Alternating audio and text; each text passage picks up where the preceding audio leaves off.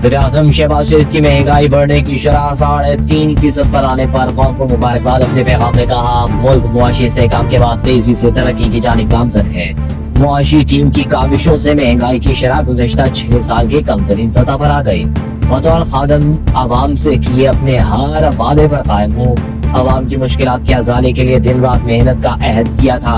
वज़ीर-ए-आज़म ने कहा, रोजगार की फराहमी, मुल्की सनती तरक्की और गैर मुल्की सरमायाकारी में मजीद इजाफे के लिए इक़दाम कर रहे हैं। पाकिस्तान की तरक्की और खुशहाली के लिए हमारी सियासी कुर्बानियां रायगा की गई।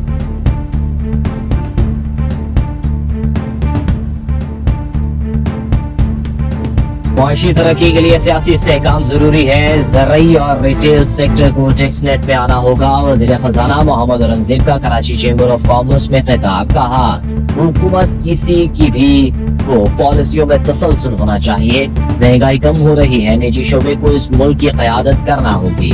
पाकिस्तान में बने प्रोडक्ट्स को आलमी सतह पर मुतारिफ कराना होगा। सरमायाकारों को सहूलियात की फराहमी हमारी जिम्मेदारी है। वज़ीर खजाना ने दावा किया, खत्म माली साल तक सिलाते ज़र 35 अरब डॉलर लाई गयी। डॉलर की कीमत का तयन करना स्टेट बैंक के इख्तियार में है। किसी की ख्वाहिश पर डॉलर की कीमत मुतय्यन नहीं की जाएगी।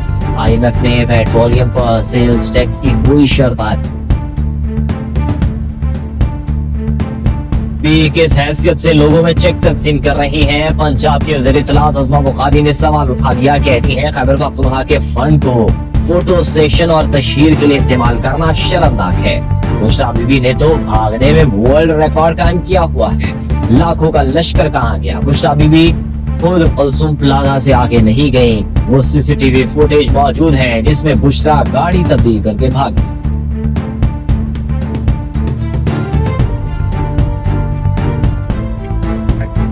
वहाँ से लेकर आखिर तक था, वहाँ से लेकर तो वहाँ से लेकर अब उसके अलावा अगर किसी और के बारे में उनकी राय है तो ये उनकी जाती राय है। तो हमारे जो हकूक है, जो हमें दिया गया है, प्रोटेस्ट करने का, एहतजाज करने का हक दिया गया, हम इस्तेमाल करेंगे उसको इंशाल्लाह। हम मुज़ाकरात जो करने की बात कर रहे हैं तो मुल्क के लिए कर रहे हैं, ज़ात के लिए तो नहीं कर रहे।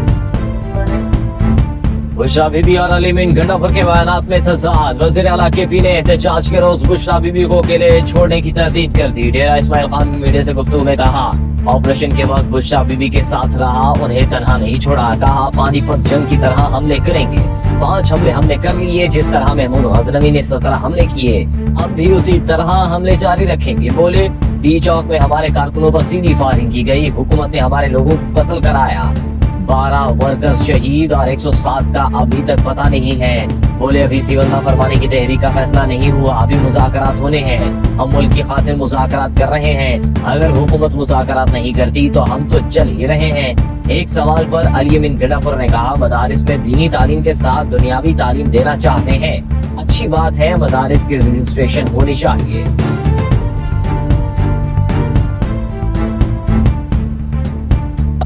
रहमान के मदारिस रजिस्ट्रेशन के मामले पर हुकूमत को मोहलत का आज आखिरी रोज। कहते हैं, मदारिस को मुसलसल दबाव में रखा जा रहा है। ये तो हम हैं जो सूरत हाल को काबू में कर रखा है। इस्लाहात गढ़कर हम पर मुसल्लत की जा रही है। मौलाना फजलुर रहमान का मुशहरा में खिताब। कहा, PDM हुकूमत से तवील मुशावरत के बाद मदारिस बिल पर इत्तफाक हुआ था। अब तुम्हारे एतराजात आ रहे हैं। तुम्हारे एतराजात पर गौर तो दर करना। उन्हें चिमटे से पकड़ने के काबिल भी नहीं समझते। आपने हमारे खिलाफ ऐलान जंग किया। मदारिस को दबाव में रखना है तो हम बताएंगे कि दबाव आपका चलता है या हमारा। आप समझते हैं हम थक जाएंगे, मगर हम डटे हुए हैं। कहा, आप मेरे मदारिस को शिद्दत पसंदी की तरफ निकल रहे हैं।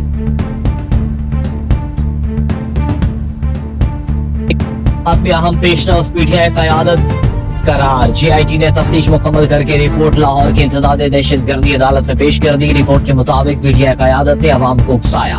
असद उमर, आजम सबाती, हाफिज फरहत समेत दीगर मुल्ज़िमान गुनहगार हैं। अदालत ने मुल्ज़िमों के वकला को दलाल के लिए 14 जनवरी को तलब कर लिया। लाहौर की इंसदाद दहशतगर्दी अदालत में एहतजाज और हंगामाराई के मुकदमात की समाअत। PTI रहनुमा अलीमा खान, उज़मा खान, सलमान अकरम राजा और दीगर की जमानतों में 18 जनवरी तक तौसील। उमर अयूब, असद उमर और फवाद चौधरी की एक पेशी के लिए इस्तिस्ना की दरख्वास्त भी मंजूर।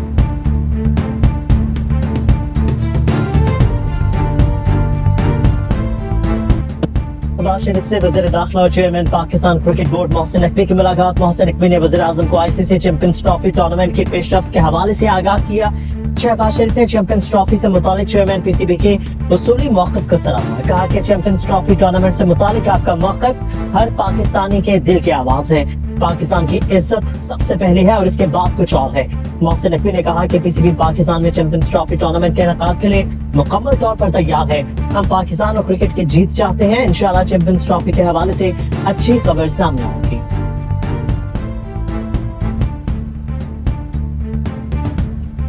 और इस लीडर का कोई मुस्बत एजेंडा नहीं है, कोई तरक्की का एजेंडा नहीं है, सिर्फ मुल्क दुश्मनी का एजेंडा है। अप्रैल 2022 में जब हमने हुकूमत संभाली, लोग कहते थे कि 2 हफ्ते में श्रीलंका बनेगा, श्रीलंका दिवालिया हो सकता है, लेकिन एक एटमी ताकत दिवालिया नहीं हो सकती। और 16 महीने उन्होंने इस मुल्क की मईशत को उस दिवालिया होने से बचाने के लिए मुश्किल तरीन फैसले किए। ये रियासत होगी तो सियासत होगी। पीटीआई का एजेंडा मुल्क को बदनाम करना है। एक अनाड़ी शख्स ने मुल्क की तरक्की को रोका। एहतजाज और धरना की सियासत को दफन करना होगा। वफाकी वज़ीर एहसन इकबाल का कहना है, क्या पाकिस्तान को सिविल नाफरमानी की जरूरत है या तरक्की की जरूरत है? एक जमात पाकिस्तान के दुश्मनों के हाथों यरगमाल बन चुकी है। श्रीलंका दिवालिया हो सकता है, लेकिन एक एटमी ताकत दिवालिया नहीं हो सकती। मुल्क को दिवालिया होने से बचाने के लिए मुश्किल फैसले किए।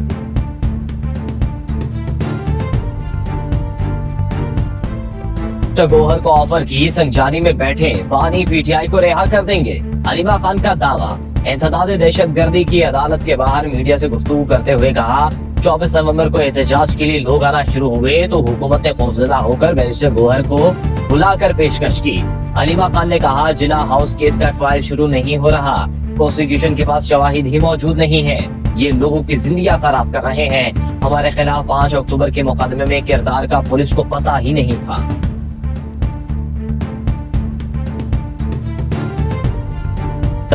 तो कोई छोड़कर नहीं गया, उन समेत सब भाग गए थे। वजीर दिफा हाजा आसिफ की पीटीआई के मरकजी रहनुमा पर तनकीद। कहा, पीटीआई की क़यादत पढ़ी लिखी अनपढ़ है। बुशरा बीबी को सियासी मामलात की समझ नहीं, लेकिन माली मामलात को बहुत जानती है। सिविल नाफरमानी की तहरीक शुरू होने से पहले ही दम तोड़ देगी।